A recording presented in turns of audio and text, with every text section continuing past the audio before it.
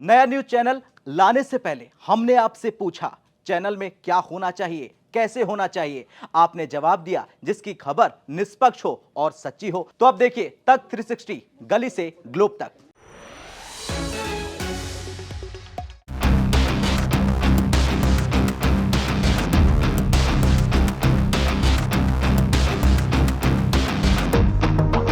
America ने Greenland पर कब्जे की ऐसी जिद पकड़ ली है कि अब यूरोप के 6 बड़े देश अपनी सेना लेकर वहां पहुंच गए।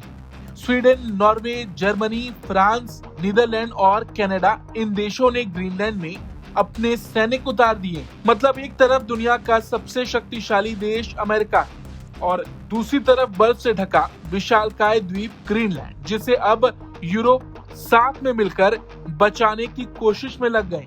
दरअसल पूरा मामला शुरू होता है ट्रंप के एक बयान से।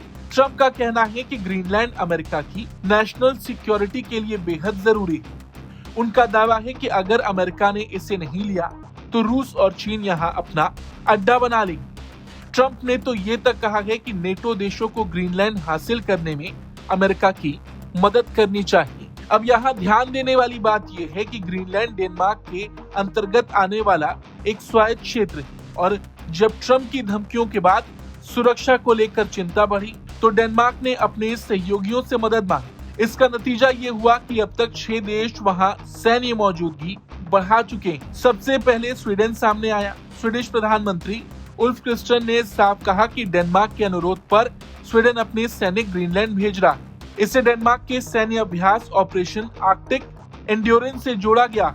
इसके बाद नॉर्वे ने ऐलान किया कि वो अपने सैन्य कर्मी ग्रीनलैंड भेज रहा है। नॉर्वे के रक्षा मंत्री टोरे सैंडबेक ने कहा कि आर्कटिक क्षेत्र में सुरक्षा को लेकर नेटो देशों के बीच लगातार बातचीत चल रही। स्वीडन और नॉर्वे के बाद जर्मनी भी मैदान में उतरा।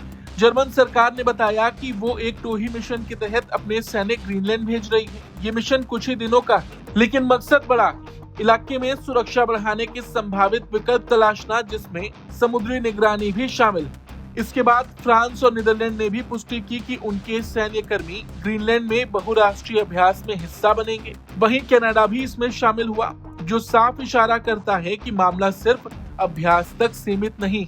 दरअसल इन 6 देशों का एक साथ आना ये दिखाता है कि ग्रीनलैंड की सुरक्षा को लेकर ट्रंप की बातों को पूरी तरह नजरअंदाज नहीं किया जा रहा। लेकिन दूसरी तरफ ये तैनाती ट्रंप को ये सोचने पर भी मजबूर करती कि क्या वो ग्रीनलैंड पर कब्जे के लिए अपने सबसे करीबी सहयोगियों से टकराव मोल लेना चाहेंगे।